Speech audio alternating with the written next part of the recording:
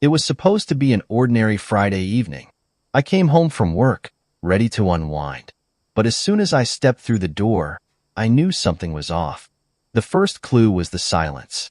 Usually, the house would be filled with the sound of my boyfriend, Ryan, playing video games or watching TV. But tonight, it was eerily quiet. I found Ryan passed out drunk on the floor of our living room, his phone lying nearby. Normally, he guarded his phone like a hawk, never letting it out of his sight. But tonight, it was just sitting there, unlocked. My intuition, which had been nagging at me for weeks, screamed that something was wrong. A few days earlier, when I had pulled up to the house, my car's Bluetooth had connected to his phone. I heard a woman's voice saying, "Hello." When I asked Ryan about it, he brushed it off, saying he didn't know who it could have been. I had given him the benefit of the doubt, but now, with his phone lying there unguarded, I couldn't ignore my suspicions any longer. With shaking hands, I picked up his phone. The first thing I saw was an unread message from someone named B that said, "Baby." My heart pounded as I opened it and saw several messages from her, expressing worry that she hadn't heard from him. My hands trembled as I scrolled through his messages, discovering a hidden folder with almost 10,000 deleted messages. My stomach churned as I read through them. They were filled with declarations of love, pet names, and plans for the future. It was clear that this woman, B, was not just some random fling. She was his girlfriend. Ryan had been leading a double life. Ryan stirred from his drunken stupor soon after my discovery. As he stumbled towards me, trying to kiss me, I pulled away.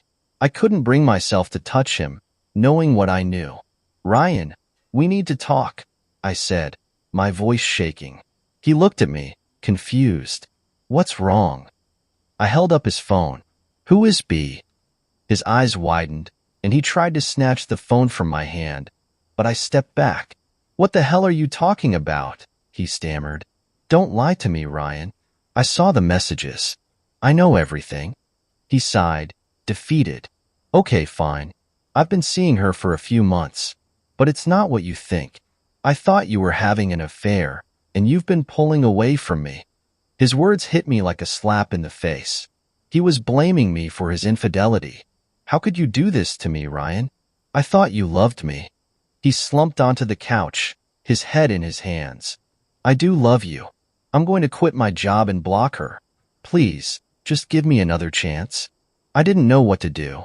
Ryan's mother, who we lived with, tried to comfort me. "You don't have to leave," she said. "This is your home too." But I couldn't stay. Not after what Ryan had done. I felt sick to my stomach, the betrayal cutting deep.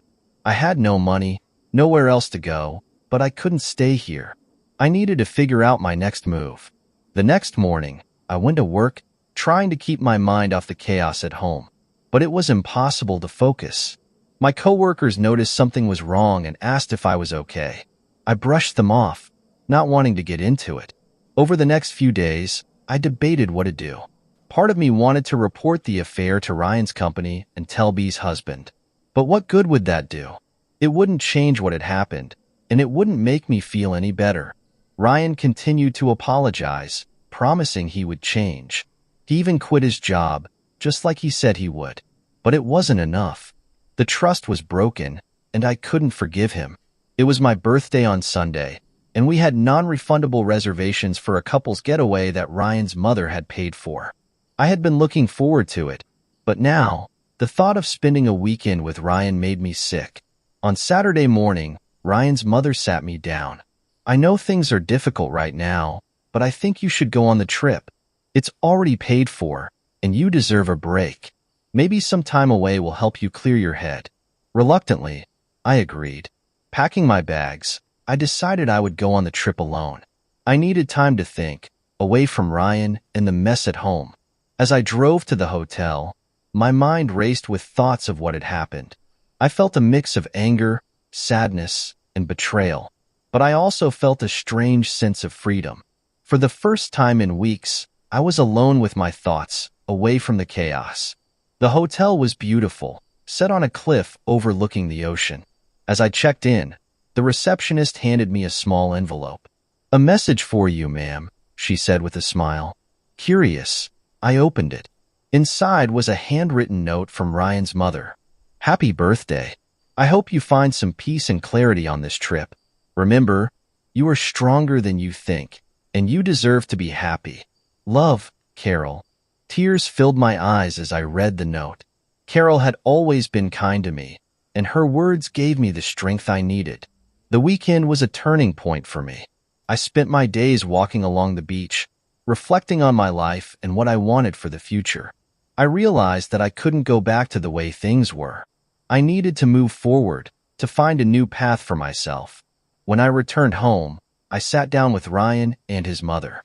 "I've made a decision," I said. "I can't stay here. I need to start over on my own." Ryan looked devastated, but Carol nodded in understanding. "I'll help you in any way I can," she said. "You deserve to be happy." With Carol's help, I found a small apartment and started looking for a second job to support myself. It wasn't easy, but I was determined to make it work. Ryan continued to try to win me back, but I stood firm. The trust was gone, and I couldn't see a future with him. A few weeks after moving into my new apartment, I received a call from an unknown number. It was B's husband. "I found out about the affair," he said. "Ryan wasn't the only one. B had been cheating on me with multiple people." I was shocked. It seemed that B had been living a double life, just like Ryan. Her husband thanked me for helping him see the truth and said he was filing for divorce. Knowing that I wasn't alone in my betrayal helped me find the strength to move on. I focused on my new life, rebuilding myself from the ground up. I started attending a support group for people who had experienced infidelity, and I found solace in the stories of others who had been through similar experiences. As the months passed, I began to heal. I made new friends, found joy in my work, and even started dating again.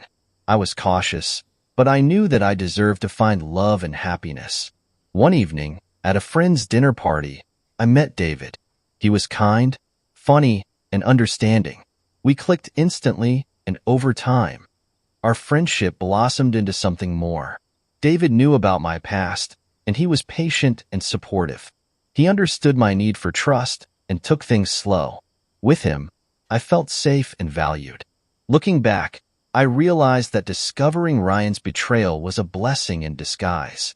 It forced me to confront the issues in our relationship and gave me the push I needed to find a better life for myself. With David by my side, I felt hopeful for the future. I knew that there would still be challenges, but I was stronger now. I had learned to trust myself and to value my own happiness.